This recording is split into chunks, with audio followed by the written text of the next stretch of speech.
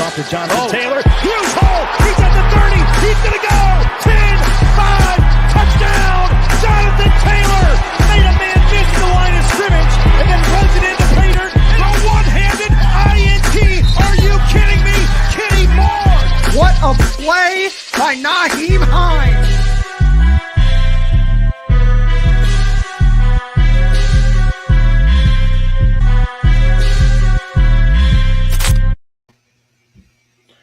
What's up, Colts Nation? Cody here.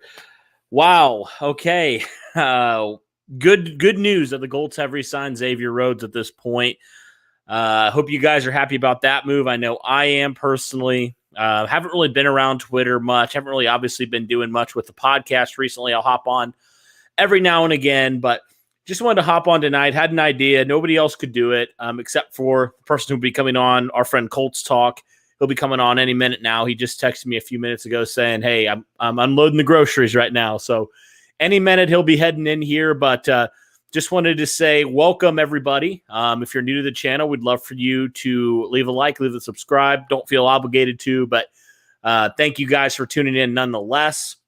And we'll get into the topic of this video whenever he does get in here. But the topic of the video, obviously, is talking about now looking forward into the NFL draft, right? Like, okay, so now that the Colts kind of have, I wouldn't say completely answered, but have a bigger answer now and a more clearer picture at what they're looking at corner potentially now with Marvell Tell coming back, kind of looking at, okay, does this impact their draft strategy at all? Because I know some people had them taking a corner from anywhere from round 1 to round 2 or 3. So wanted to just kind of discuss that, but I guess we'll get into some comments while we sit here and wait for him to hop in here.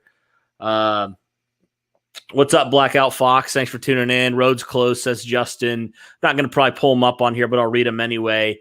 Yeah, Blackout. Yeah, we definitely got our boy back at corner. It's certainly, at least from my perspective, I can breathe a little bit, right? I have a sigh of relief. I don't have to go out. No offense to Rocky Ascend, but I don't have to go out being like Rocky Ascend's my number one corner going into the season. No indictment on him, like I said, but still, just don't really want to. Wouldn't want to have that stress the entire season or in the entire offseason leading up to the 2021 season. So, Andre, thanks for tuning in, man. Appreciate you. Fitty Rap, one of our dudes. Thanks so much. Donnell, sorry if I butchered that. He said, thank God. I know, right? Miles, what's up, Miles? Thanks for coming in, man. You're always a loyal listener. Really appreciate it. Yeah, Justin, I know it seems like it's inevitable somebody will dislike. It's just kind of the part of the game, man. You move on. I mean, ultimately, man, it's all about the views right now. I mean, that's how we make money, so it doesn't really impact me too much. All right, I'm still going here. Miles, yep. Yeah, surprised there's no TY news in that. Well, Kenny Moore, I tell you what, Kenny Moore has been trolling Colts fans the last few days on Twitter, man. I mean, he has really been. He just posted something a little bit ago. Here, I'll read it for you guys because I tweeted out to Kenny, stop torturing me. Here, I'll read it real fast for what Kenny Moore had said. He said, roads are closed in Indy because we're looking for a ghost. Like, come on, Kenny, man. Come on. Throwing me off, man. You're getting me my bud level up. I mean, he already did that with earlier a couple days ago. He did the same thing, hinting at potentially a TY return. Also had said something about what's his name? The guy that just got released, Fuller. Yeah, he said something about Fuller. He said, I wonder if he plays a game of cup pong or something like that. He just is doing this, I think, just having fun. So, in all seriousness, it's not a big deal. But it's just like, for my anxiety level, I'd feel a lot better. Now I feel a lot better about corner. We re-signed TY. I feel a lot better at receiver. So yeah, I want that to happen. Believe me, it's just a matter of time now. We'll be here trying to break that news as soon as we can. Apologies on a little bit of a lateness for that Xavier Rhodes video. I was out with some friends, and of course, Chris Ballard, you do this all the time, Chris, where you make moves when I'm either asleep or when I'm out with friends and I can't go post something about it. So Derek was out playing basketball. I tried to call him 3 or 4 times. He didn't answer, and I was like, oh, crap, what am I going to do? So got it up a little bit later than normal, but nonetheless, we got it up. Yeah, Kelvin, thanks, man. Jamie, yeah, thank you so much, Jamie, for tuning in. She says, two cheap re-signings. It makes out cap space situation less of an issue. Also with the Carson Wentz kind of moving around his contract a little bit, I think that'll help a little bit with some cap space, freeing up like $5 million this year or something like that. Because I know it was like a $10 million. They split it up over a couple years there. So that makes sense. Yeah, and Xavier Rhodes was very cheap. I mean, $6.5 million for a year. We thought he was going to get maybe $9 to $10 million. So this is a very, very solid deal.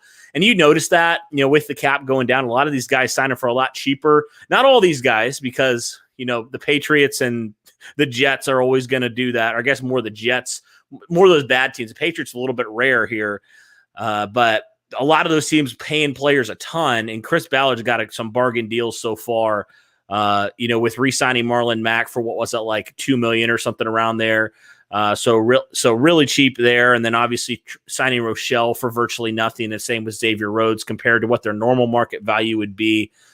Kent, yeah, I haven't really looked much. I know there's some guys there. I'll be honest, I'm not the biggest like draft guru. Like that's a lot of the other guys in Colts Brawl that are like on it 24/7. That's why I bring them on a lot of times, because I could try to act like I know what I'm talking about in certain ways. And in the mock draft, I'll do a little bit more work into that stuff, right? But normally I don't really look at that a whole lot. I do enjoy the draft. And for you guys, a little sneak peek, Derek and I are still figuring out the details, but we would like to do a live Colts mock draft or a live Colts draft on that day on round 1 and obviously rounds 2 through 7 there, and maybe just kind of do a live reaction of the entire first round. I think that'd be a ton of fun. I think it means it can wait a while though. Oh yeah. So referring to our video, AZ Colts doesn't think so. It means they can only wait a while though. That makes sense. Janks, sorry if I butchered that. It's hard to pronounce that for me. Says draft JC Horn. I mean, if JC Horn's there, man, that would be very, very tempting. I don't know a lot of prospects, but I know JC Horn has been a big, big one. Yeah, Kyle Fuller, Ryan, thank you. Yeah, that's who I was talking about. I just had a brain fart there for a second. Man, I wonder where Colts Talk is, man. Love to get him in here. Okay, I sent him the link. So we'll just keep rolling here till he hops in. All right. Yeah, Marvel Tell will be back, so that's big as well. What's up, Titan? Thanks for tuning in, man. Kobe. Hey, Kobe, what's up, man? He says, will Yasin get moved to the draft? I don't think so, honestly. I don't think he will, just because I think he's a third-year player. He's cheap. I don't see the point in moving him at this point. All right, we're going to welcome in our guy, Colts Talk. What's up, man? How you doing? Hey, I'm good. How are you, man? Good. All the groceries get put away. Everything's good. Everything's set. Yes, sir. Awesome, man. Well, I've just kind of been talking to the comments a little bit. Obviously, the Xavier Rhodes news that broke a little bit earlier today. $6.5 million, man, over 1 year. I mean, that's a bargain deal for what we thought he might be commanding, right? Some people were predicting 10 plus. So what are your thoughts first off on Xavier Rhodes being re-signed? And then we can kind of just dive head first into this topic, now looking forward into the draft. Yeah, man, absolutely. I love the move, man. I was happy we got one of our guys back, because that was my motive this whole time going into free agency, was to bring our guys back. I'm always welcome into new talent and everything, but it's not the same. It's not the same locker room when you lose a bunch of people. And Right. Then you've seen 2 days go past, and you've seen Chris Ballard and those boys didn't make any moves at all. So I was like, okay, so hopefully we'll bring back some of the players we really want. And one of those guys was Xavier Rhodes, veteran presence, which we was looking for anyway out of free agency. Veteran's presence, and he actually improved from what he did from his last year in Minnesota. He played very well last year. So I was like, the only right thing to do is to bring him back. And the fact that he took that contract on a 1-year deal, which just shows you how loyal he was to us. He's like, okay, I'll run it back 1 more year. Why not, right? What does he have to lose? So I actually love the Xavier Rhodes, the contract of him coming back to Indianapolis. Yeah, I mean, it's a 1-year deal, so you're not locked in again. I honestly didn't think we were going to be able to get him at 1 year. I thought he was going to be like, look, I balled out last year. You got to pay me now. But fortunately, he understands the situation right now. He wants to return to Indianapolis, where he kind of revived his career, honestly, last year. Was it surprising to you at all seeing Jonathan Gannon, who he had that connection with, leave? Was it surprising to you at all that Xavier Rhodes still re-signed, even though Gannon obviously left for Philadelphia? In my opinion, I wouldn't. No, I don't think so. I don't think it was Okay. surprising at all because I think it was just meant to happen. I think most of the free agents that hit the market out there, it's all about a test value thing for me. So, for Xavier Rhodes, the opportunity was always there for him coming back. Of course, we lost Gannon, but it is what it is. At the end of the day, some people are just best to go other places. But if you are successful in a certain location, why would you not return? I think Right, that, exactly. yeah. So I actually like to come back anyway, but yeah, it's kind of expected. It's part of the business. Yeah, for sure. And you mentioned some of the guys you want to bring back. I'd assume T.Y. Hilton would be a guy that we'd also all agree on, especially with how dry the wide receiver market is now. He's probably, I wouldn't say a lock to come back because obviously anything can happen, but it seems like it's trending that direction where T.Y. Hilton will be back with Indianapolis. Based off of those, I was saying earlier, Kenny Moore is trolling Colts Nation right now with his cryptic tweets, man. I almost can't, my heart can't handle it sometimes. Just with everything going on and just like, man, I want T.Y. Hilton back. I'm looking down right now at my T.Y. Hilton frame jersey. So like, I love T.Y. Hilton. I would love to have him back for a couple of years. I honestly was kind of having my doubts. Like, are the Colts going to bring him back? I thought they might go after and try to go a little bit younger at the position, but it's looking more and more like T.Y. Hilton may be back and probably should be back at this point for Indianapolis. What are your thoughts on T.Y. before we kind of dive into the topic? You know what? I actually agree. I think the probability is higher now that he may return. Like we said, anything can happen at the end of the day. We all was predicting all types of players to come to Indianapolis, and you see Ballard did not pull the trigger on anybody. Even all the contracts you've seen, they went for a cheap price. You've seen they settled. Some people settled in New York, and then some went to New England. You're like, okay, so we're not making any moves. But when you look at the wide receiver market at the other side, you're seeing T.Y. Hilton still out there. And then you've seen Juju. He went back to Pittsburgh for a cheap change for 1 year deal. And then you're like, okay, so maybe T.Y. can come back to Indianapolis because he's still there. And in my opinion, he was probably one of the best wide receivers in the free agency market. So I thought he would have been off the board maybe by day 2. But he's still there testing the market. And I feel like one of these days we're going to close the deal. I think we're just waiting on somebody to try to, instead of Kenny Moore to be out there to actually send out a message. Maybe Ballard will read a tweet. And then he'll just like, okay, deal's done. So hopefully anytime today we'll come out with a decent deal for T.Y. for the next year and his future post-NFL. I hope the contract is good enough for both of those things. And I can see him coming back for sure. Yeah, it would certainly be nice at this point. It would relieve my stress. I know the Xavier Rhodes thing did because I was like, no offense to Rock Ya-Sin, but if he's our number one corner, we're probably going to have some issues this year. I mean, no disrespect to Rock Ya-Sin, but it's been a very up and down first 2 years for him. And that kind of, I guess, transitioned us to talking about the corner in the draft. I know there's been people who have said, I want a corner as early as the first round. There's been some people who say, no, take a corner a little bit later, maybe second, third round, maybe even later than that. So with the re-signing of Xavier Rhodes, in your opinion, do you think this impacts or changes how the Colts will attack corner, if they do at all, in this draft? In my opinion, no, not necessarily. When it comes to the draft, like, to be honest, we don't really aim high in corner positions out of the draft anyway. So I think if we would have brought him back or didn't, I don't think it would have changed what we were going to look for coming out of the draft. I think the main thing is probably looking for a left tackle. And then after that is probably edge rush, like a backup, because I feel like we can still get a veteran out of free agency. But I feel like the draft prospects or the draft board or what they got, wherever they got in that office or what they're looking for, I don't think it would have changed it at one bit. I don't think so. I mean, I kind of look at all the corners that the Colts have outside of like Xavier Rhodes, and we know what Kenny Moore is, obviously, but they have a lot of young corners with a lot of potential. I mean, Rock Ya-Sin's the obvious one. He has a lot of potential, hasn't necessarily put it all together yet, but even guys like, you think of Marvell Tell, who's returning this season after opting out. You're thinking of guys like Isaiah Rodgers, who showed you some stuff in that Buffalo game. I'm sure I'm missing some other guys too. Those are just two guys that come immediately to mind. The Colts have some potential young studs. I want to say that because, you never know, but it seems like they have some guys with some upside, some guys who have played some good minutes for them, and albeit limited roles so far.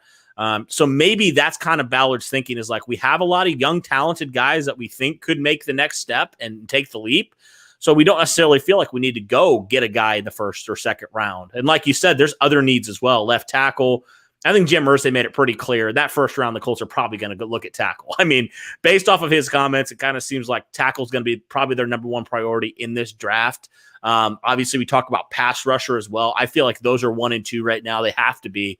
I mean, you win in the trenches. Ballard knows that better than anybody with all the draft capital he's invested, in those first couple rounds in the trenches. And then you throw in maybe wide receiver. I mean, even if TY does resign, maybe you do bring in another guy because obviously Marcus Johnson, was taken away. He's not coming back at least unless he gets cut. So you don't have him as a fallback option at this current moment. Maybe Ashton. There's some guys that you kind of like, but I honestly feel like for me, I like the potential of the corners right now for the young guys more than I do for the wide receivers. Now, obviously, you have your Michael Pittmans, who we think could potentially be a number one receiver. Like, we get that. But I think just from those other guys that are less established, I feel like there's potentially more upside with some of those younger corners than maybe you feel like with an Ashton Doolin or one of those younger guys like that, or like a Desmond Patman.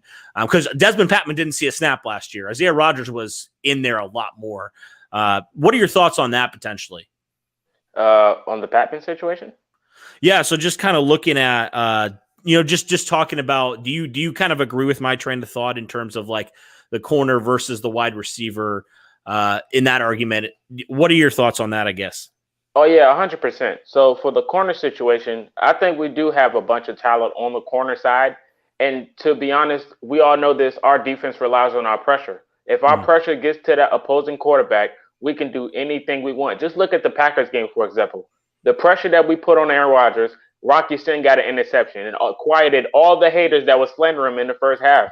Because that game, at the beginning, he got cooked by Devontae Adams, and then he came back and he had a stellar second half, and it came all on pressure. So I think us on the cornerback position side, we don't really need a true number one. Our true number one right now will be Xavier Rhodes. Kenny Moore is the nickel corner. We know that for sure. But we're talking about that one corner we're going to put on a top talent if we have to do it, even though Ballard and them might, put Rocky Sin on the number one. Why? I don't know. But, it is what it is at the end of the day. But our true number one will be Xavier Rhodes. We still have young talent. Maybe we might go bring back TJ Carey as well. He's still out there on the market. So, he might come back and take a cut as well because he played pretty good last year. So the cornerback situation, I'm never really concerned about because I feel like we rely on our pressure a lot anyway. For the wide receiver spots, I love the wide receiver positions, man. We got so much talent, so many speedy guys. You got Paris Campbell coming back off an injury. You got Doolin. You got DeMichael Harris, who's very fast on the slots as well. You got Michael Pittman Jr. You got Pascal still. And then you might get T.Y. Hilton back. But who says if he doesn't come back, you can always draft a late prospect wide receiver, maybe a tall one or a guy with speed to go into the system that we're already going to have because we're going to have the best running back trio in the NFL with Mack, Hines, and Taylor. So you don't really need a number one wide receiver. We have all those weapons, especially the tight end position. So the wide receiver and corner position is never really a big issue. I think it's most people when they want a number one talent on the field because, you got all those guys in the market. So it's not a bad excuse to kind of go get one. But if we don't have one, we're already solid, in my opinion. Yeah, I do feel like, you have a little bit more like knowns at the corner position too. Maybe I misspoke a little bit when I said like talent because obviously I forgot Paris Campbell's name. DeMichael Harris put in some good minutes. But I feel like you have a little bit more proven, especially if you bring back TJ Carey. You kind of know what you have. It's maybe not the best group in the world, but it's still a solid group that can get the job done. Whereas wide receiver, you have a little bit of question marks, especially Paris Campbell's injury. I mean, that's a big one. We know what he can be in a limited time we've seen him, but that's just been the thing. We haven't seen him much.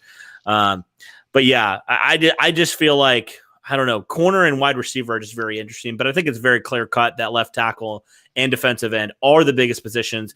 Is it a little bit concerning to you though, kind of staying with the draft, that Ballard has drafted all these guys at defensive end and really none of them have panned out to that draft billing yet? Absolutely, man. You see all of these talents that's going away in free agency, and then you look at who you got left, you're like, man, if we could have got one guy with veteran experience, to maybe sub in for the guys we already have that's not really showing to their ceiling or what they got, I think it would have been a good move. But then again, you go with the trust thing. That's what it looks like they're going with. The guys we already have, they have trust in them, and they're going to put the faith in those guys to go out there and execute. So I'm not mad at that move at all. So yeah, I mean, I definitely have my doubts of what we got still, but I think they can pull it off. I would like to see Ben bang out more than Kamoko Toure in my opinion, but it is what it is at the end of the day when it comes to pass rush. But hopefully we can get that situated. See, I just want to see Kamoko Toure fully healthy again because he was not fully healthy this last year. It just wasn't what we saw at the beginning of that, I believe it was 2019 season where he was kind of going on a tear, man. And he was really doing great things, getting after the quarterback. He was one of the better pass rushers in the early going there. And obviously that injury in Kansas City kind of ruined that. But yeah, I think you do have to find somebody who's going to just take that role and just run with it. And I don't know why none of these guys have yet. It's kind of like a little bit puzzling. Like maybe it just takes a little bit more time with these guys. I mean, Ballard has said that, I guess. He's talked about that, right? He said, with these pass rushers, with the defensive linemen, it takes a little bit more time for them, as with corners sometimes too, right? To kind of get into feeling a little bit better and feeling more comfortable, in the NFL. So that's why I think I have a little bit more faith than some in Rock Ya-Sin because he is still a very young player. This is year 3 now he's going into. Mm-hmm. I know some people are just ready to get rid of him completely, which I think is kind of an emotional reaction in certain ways because it seems like more often than not, this is kind of what I did with Mark Glowinski a few years ago because obviously the Colts offensive line was that good. And then it was like, if anything happened, I just ultimately blame Mark Glowinski and maybe not always deserved, So I feel like he's kind of the scapegoat a lot of times. And like you said, in that Packers game, nobody talks about it when he gets that interception. Like that's a key moment.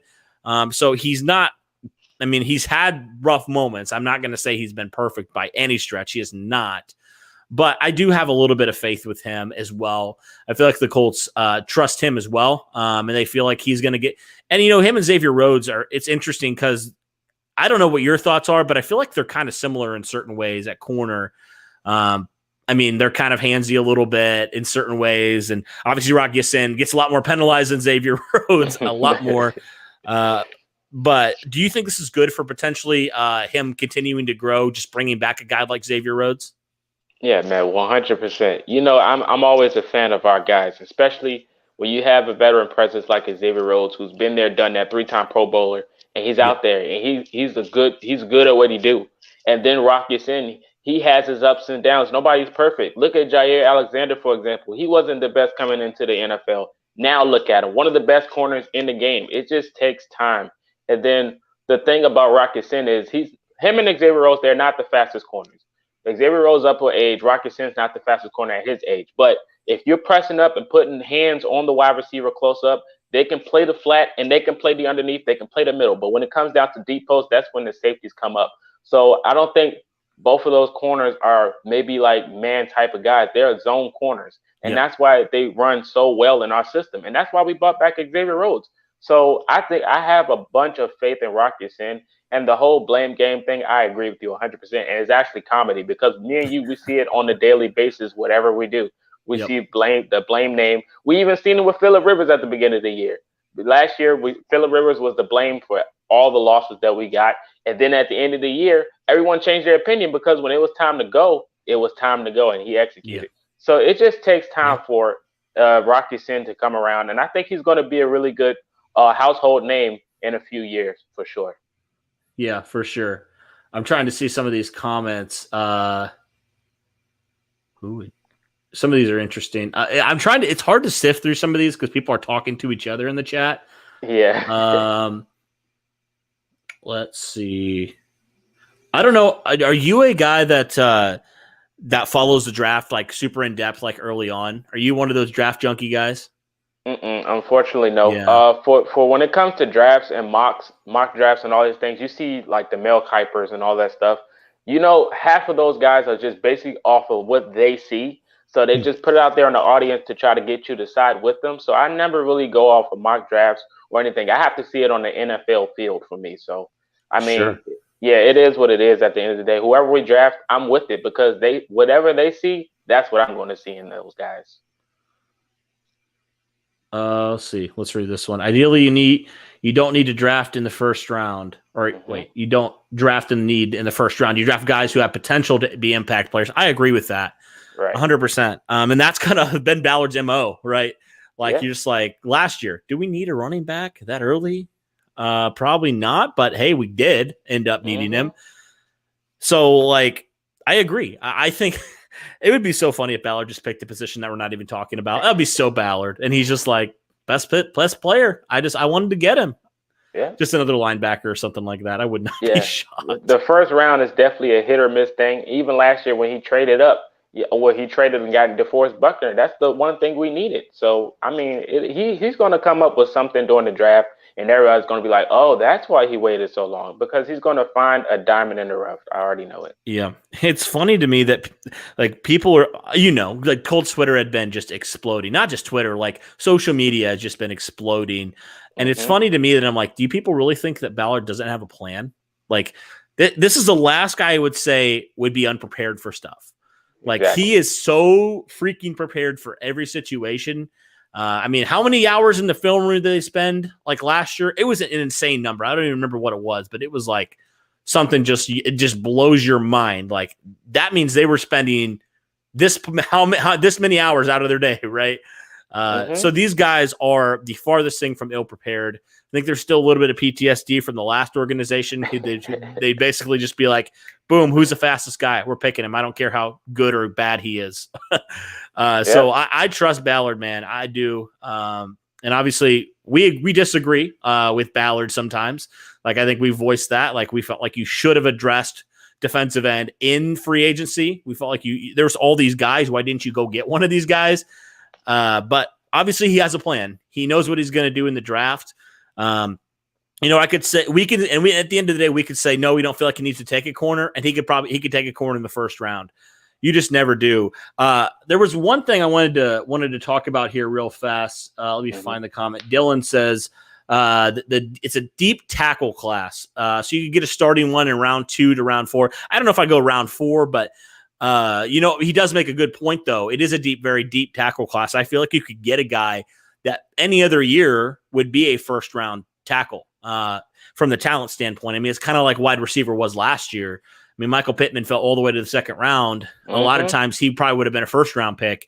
But it's just how deep the class is. I kind of agree with that. I feel like if like a pass rusher is available or a corner is available, I would not be surprised if Ballard went and took one of those guys and took a tackle in that second round because of how talented it is right now. Or even if, and this has been a popular thing with Colts fans, even if he traded back, right, and got another, whatever it would be, maybe a third round pick and recouped that third round pick from that Wentz trade, I wouldn't be shocked at all if he traded back a few picks, maybe traded into the second round, kind of like he did a couple years ago when he, obviously traded out, got Rocky Sin and all those guys.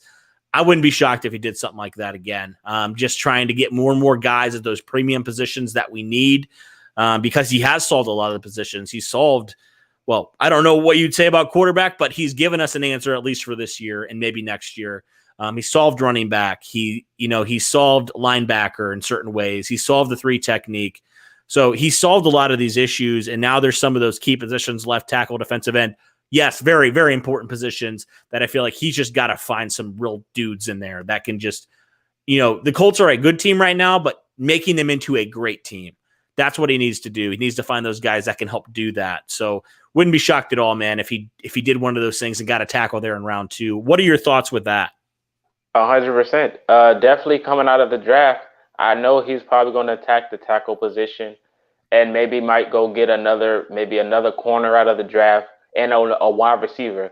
All the spots positions that you've seen that got filled so far in free agency, you just know the spots that are open are going to come out of the draft. All the spots that are open that we need is going to come out of the draft. And he just thinks the spots that are open are the spots that need young, fast potential.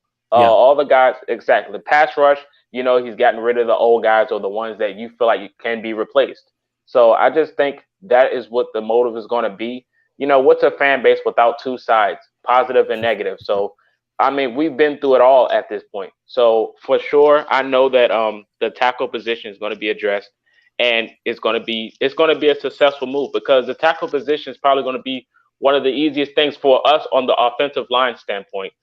We can pretty much pack in any tackle that's high in the second round, and he's going to fit well with that because he's next to Quentin Nelson, who knows the game very well, one of the best guards to do it. And, every time I talk about the tackle position, I always bring up Jared Bell here. Yep. Late in the year when we got him, he didn't know the playbook. some people might not know this, but he didn't know the playbook. So when he pretty much every huddle, Quentin Nelson was feeding him what to do on call every snap. And it was just perfect. And he played very well. So why couldn't he do that with the left tackle out of the draft?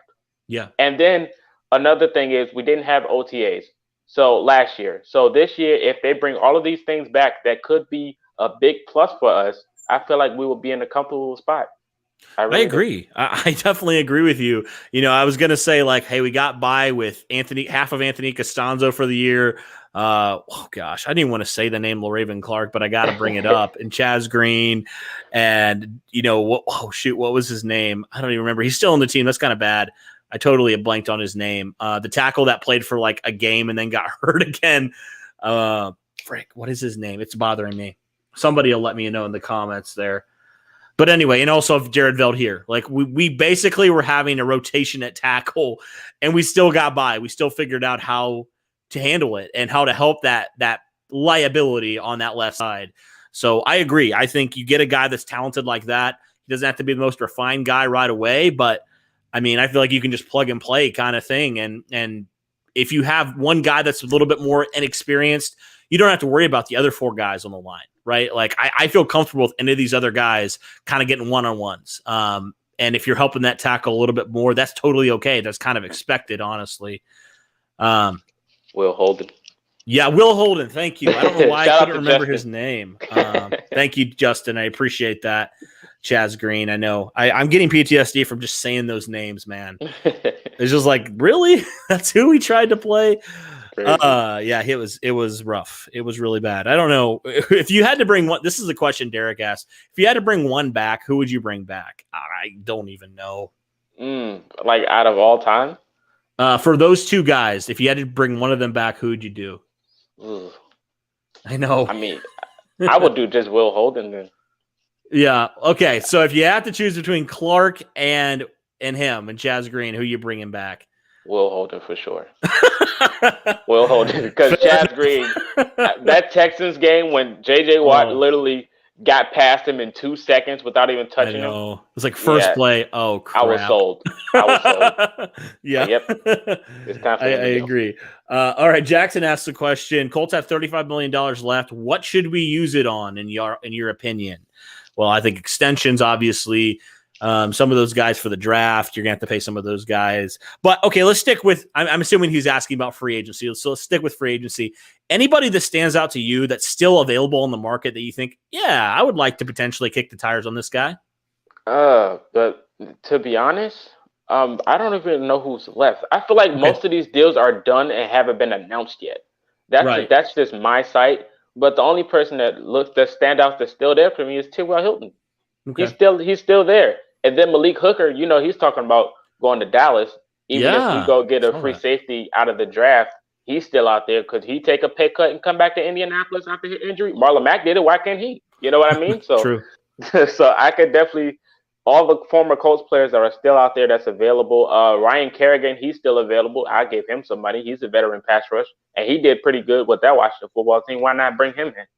So those are the guys. Some veteran guys. Melvin Ingram's a name that I know some people have thrown around. He's a little bit older too. I would not be opposed, honestly, to bring back Justin Houston.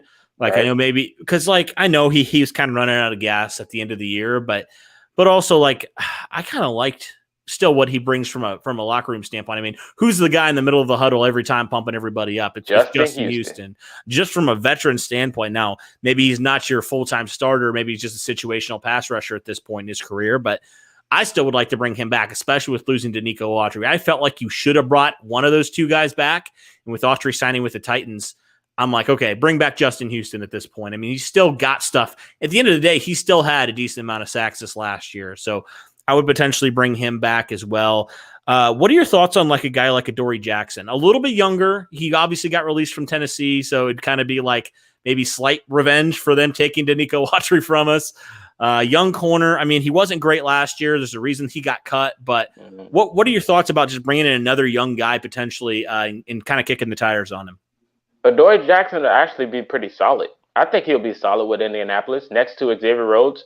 Maybe Kenny Moore as well. You have Rocket Sin on one of those wide receivers. And a bunch of games last year, there was a lot of 3-4 wide receiver formations we played against due to them knowing that we were going to attack them and send pressure on them. So I think if we add another corner like Adoree Jackson, I think he'll fit well in our system for sure. I definitely would take that. Yeah. There's other names. I honestly haven't been following it much. I've been trying to purposely kind of stay away from it. So I don't even know. I know Keanu Neal got signed, and I was kind of upset about that. I wanted the Colts to go after him, man. That was kind of a little bit depressing, but yeah. Okay, we'll do, I guess, last topic. I haven't heard your thoughts on Isaac Rochelle. I made a video on him. I know him decently well from when he played for Notre Dame. But what are your thoughts on just him and now getting a little bit more help at defensive end? I like it. I like a young guy, talented. He has the potential to be successful with our pass rush that we already have. Like I said, a young guy next to DeForest Buckner, I feel like he can go out there and make some noise next to what we got already. So I like the signing with Rochelle. He didn't cost much either. That's another plus for me. Is basically what comes down to the contract terms. You get a young guy, you bring him in, but I feel like we're probably going to get another guy as well just to go with Rochelle. I don't know if he's going to start yet or not. So I definitely think we're going to get another guy. But picking somebody up was also just a positive sign for me because we haven't made any moves at all. Literally none. It's been absolutely insane. I don't know how we haven't done much. I mean, I didn't think we'd be insanely active like last year, but I thought we'd be sort of active.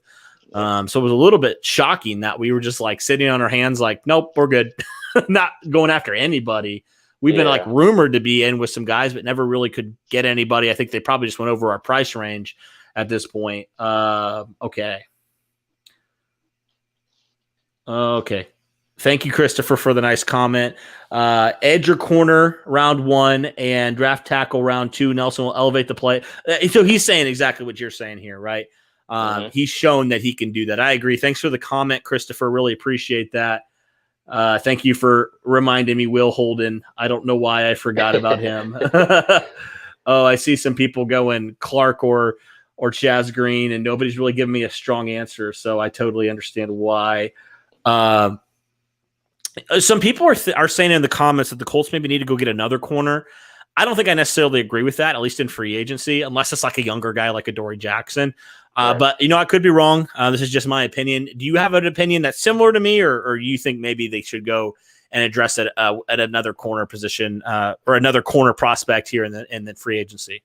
I mean, for free agency, if he's not young, I wouldn't do it. But most of the young players we're probably going to get out the draft anyway. So another young corner out of free agency is probably going to be a waste of time because he's going to ask for more money than what we're going to be giving the person that we draft.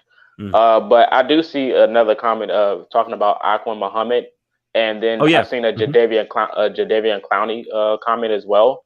Now he has history of some slumps as well, but I think he can be successful next to DeForest Buckner. I mean, it all comes down to what he asked for contract purposes.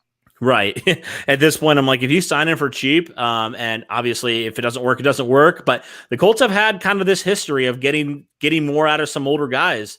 So I would not be opposed to that. The talent is obviously there. I mean, he went number 1 overall for a very good reason. He's a physical freak. And I feel like if anybody can get the most out of him, it's Frank Reich and some of these guys. I mean, Brian Baker, defensive line coach, I think he did a really phenomenal job. He got a lot out of some guys like Tyquan Lewis. He got a lot out of this last year. So if you can bring it, just give him more talent and maybe a little bit more proven talent with Clowney, I would not be opposed to it. It's just ultimately, like you said, I think it comes down to the contract. Yep, absolutely, man, 100%. Yeah. I see some people talking about safety also. George Odom, he got tendered, but I would assume he'd be brought back. But would you like to still see the Colts potentially go after a third safety? To be honest, yes. I don't know what the emotion looks like for George Odom in that situation. So I don't know if he's going to be 100% or not. Getting tendered and stuff like that, and you've seen the frustration he had on Twitter. I think it plays a big role. I mean, even though he was on All-Pro and he's very successful on special teams, I think he wants to see the field more. So I don't know if he's still going to be here to stay, if we're going to keep him or not. So I think us going to get another safety would be the focal point of what we're actually going to do with George Odom. I think it'd just be wise just to cover your bases, because they still did have Tavon Wilson on the roster last year. Right. Just in case, get a guy that's a little bit more proven. You feel like, okay, if one of our safeties gets banged up for a game or two, we have a guy that can step in there. Not that George Odom can. He's shown very much that he's very capable. Absolutely. But I would just like to have as much depth as I can at safety. All right, some people are talking about some other prospects in free agency. The guy from Kansas City whose name starts with a T, last name starts with a T. I'm not even going to try to pronounce it because I will epically fail and flop here on stream. I'm not going to try it. I know he's he would kind of be maybe the Danico Autry type of mold type of guy.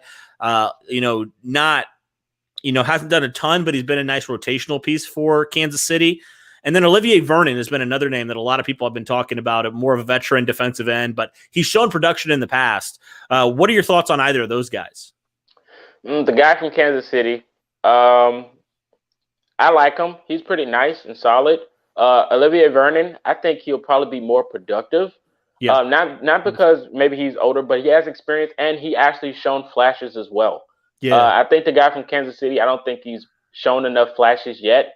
So I think he's still getting the wing under him. So he has that ceiling. But Olivier Vernon, I think I'll go with the more experienced guy at this point to go next to DeForest Buckner on that D-line. I'll take experience for sure. Somebody was asking about his stats from last year. I'm trying to pull him up here.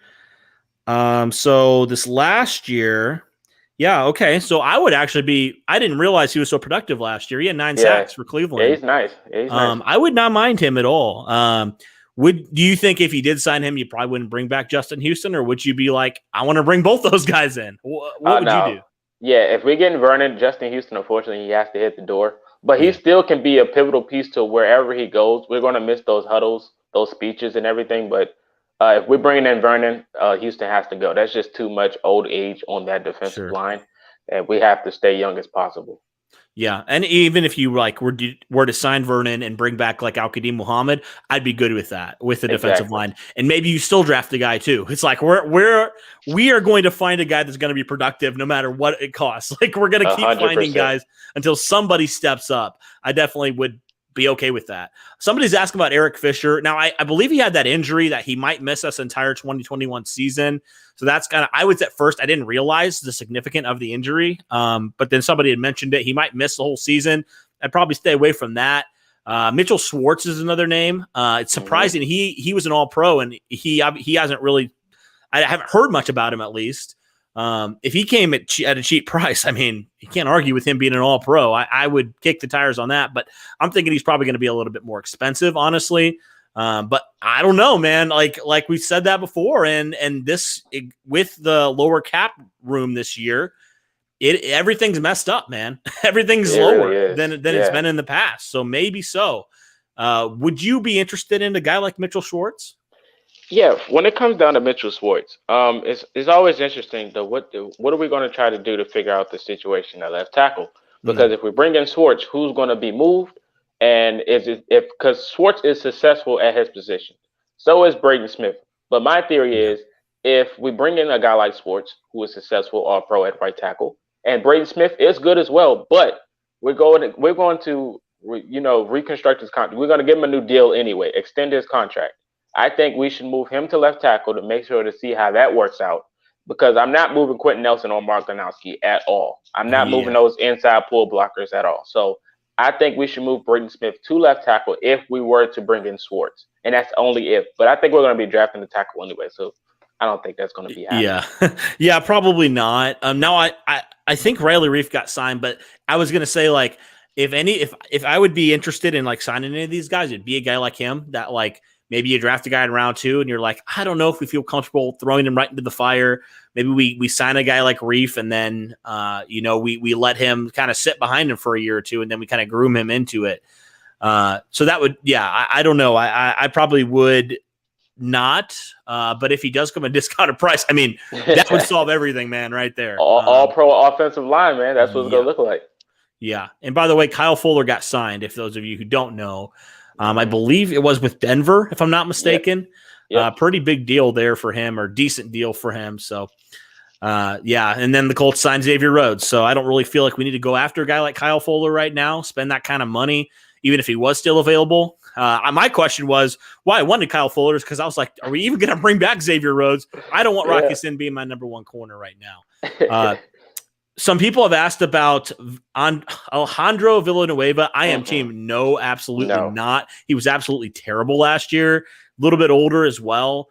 Probably not. I mean, at least not as your starter. Now, okay, maybe he's like a backup. Maybe. But no. Coming out of free agency, I wouldn't want to do that. If you guys want Chaz Green back, that's pretty much what they're going to be getting because I think Chaz Green is probably better after what I've seen from Villanueva last year. Yeah.